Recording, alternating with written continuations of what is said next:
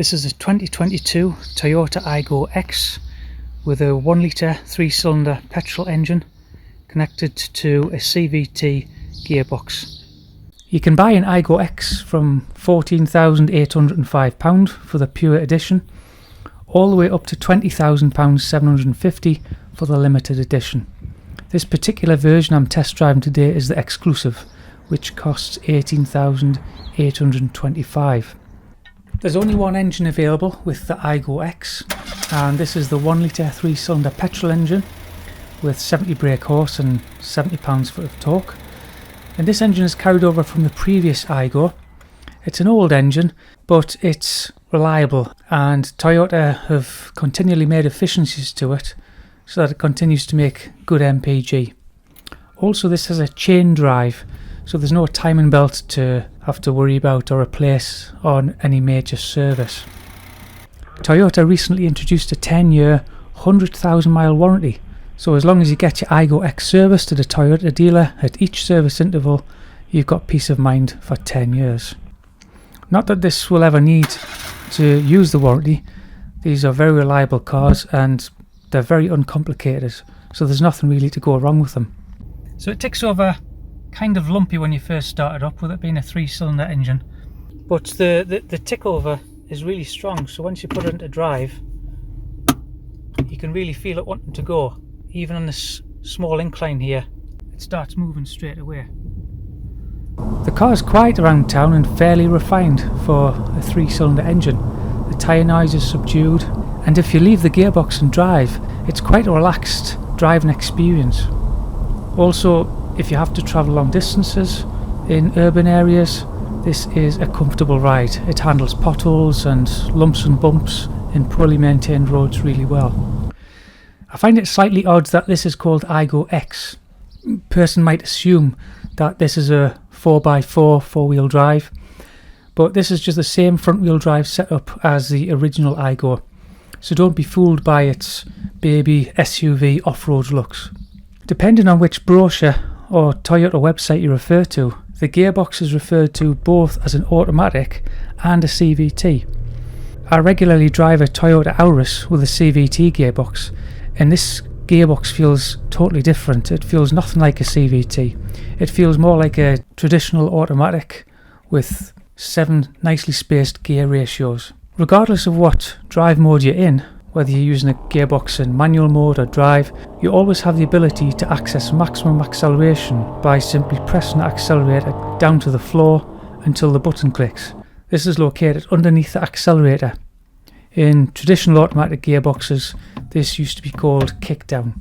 The 0 to 60 time is 14.6 seconds, and really these days there's no excuse for such a long time to get to 60. They really should have turbocharged this engine, even just a mild pressure turbo. Most manufacturers for the last 8 years or so have been turbocharging their 3-cylinder petrol engines. I don't understand why Toyota have continued to use a naturally aspirated engine this small without a turbo. In other markets around the world, Daihatsu, which is a subsidiary of Toyota, do use this same 3-cylinder engine, but they turbocharge it, so that would be ideal for this country. You don't notice the lack of acceleration in town driving, pulling away from traffic lights, roundabouts. It's mainly when you're out on the open road or trying to join a motorway and you only have a small slip road to do so. It can be quite dangerous. It's quite an interesting colour, this car. Toyota call it ginger beige.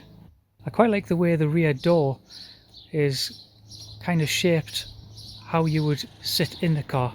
I also like the way the wheels are right at the outside corner of the car, making it more agile around town and twisty country roads. Unfortunately, they're still making these with rear drums at the back, which they're not the most efficient of brakes. I think Saab was one of the first manufacturers to start making disc brakes front and rear back in the 1980s. Yet Toyota is still using old technology on new cars. Obviously there's discs at the front. There's also nice big 18-inch alloy wheels and a 175 in width. There's plenty knee room and headroom at the front of the car.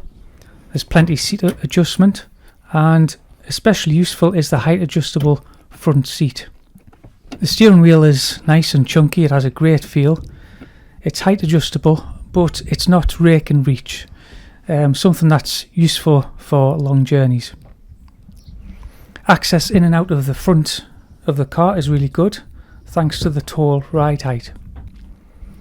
Space in the rear is adequate for an adult, with plenty knee and headroom.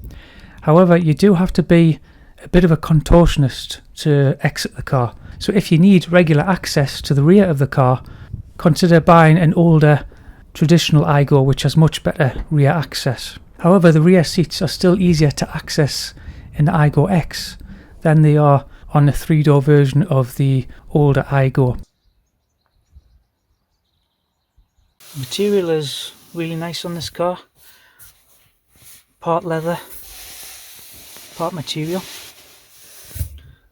The gear shifter is one of my favourite things. It really feels like you're driving a really chunky car. It's got a real purpose to it. You do get a good size touchscreen infotainment system, and so that's the average of the car, so 52. That's for the life of the car, which is only 857 miles. But for my average, it's 49.6 because I have been putting my foot down to test the acceleration and also the acceleration on the CVT gearbox. So you do get a nice display in the middle, which you can toggle through using the steering wheel. And it's got tons of buttons on this steering wheel, which I normally don't like, but they're in such a good place on this. I think once you get used to them, it'll be really useful. Yes, so the display has all types of information on the front one as well as the side one, but the little one in the centre tells you what's going on with the infotainment. It has lane trace assist, Toyota safety sense, which includes adaptive cruise control, road sign assist, lane trace assist. It has automatic high beam, and it has a pre-collision system. It also has smartphone integration for Apple CarPlay and Android Auto. It also has a wireless phone charger. Now the lane trace assist was interesting. It's a little bit invasive. It'll tell you when you're veering towards the centre of a white line and it'll correct it for you, which is great. But as soon as you come to a tight corner, it tries to start steering for you, but then it just gives up. So you've got to watch out for that really. You can't rely on this lane trace assist to steer you around tight corners. It will just do very slight long corners. So this particular trim, the exclusive, has the 9-inch multimedia display. It's got climate control, it's got front and rear parking sensors, automatic gearbox with paddle shifters, electric windows. Although the electric windows I found was a bit irritating because on most electric windows you press down and hold for a millisecond and then the window will go down by itself and you can take your hand off it. This one doesn't. You've got to keep your fingers on it for as long as you want the window open. What I'm pleased about though is the seats. The seats are very supportive around corners and they hold you in. They're not so comfy on long journeys though. So although this isn't a bad motorway car, you can use it on motorways. I've been driving it for about 3 hours today and I could feel it. It's not like a pleasant car to be in for long distances. However, the engine and transmission copes nicely on the motorway. There's no problem there. And the 7-speed automatic gearbox is really good. It makes the 3-cylinder petrol engine really refined. And I like the way that they've now finally started to use lower gears. In the previous Aygo, the previous generation, the manual gearbox was far too high. Second gear would take you to 60 mile an hour. But for a small car that will only do about 95 mile an hour, why do you need second gear to go to 60 mile an hour?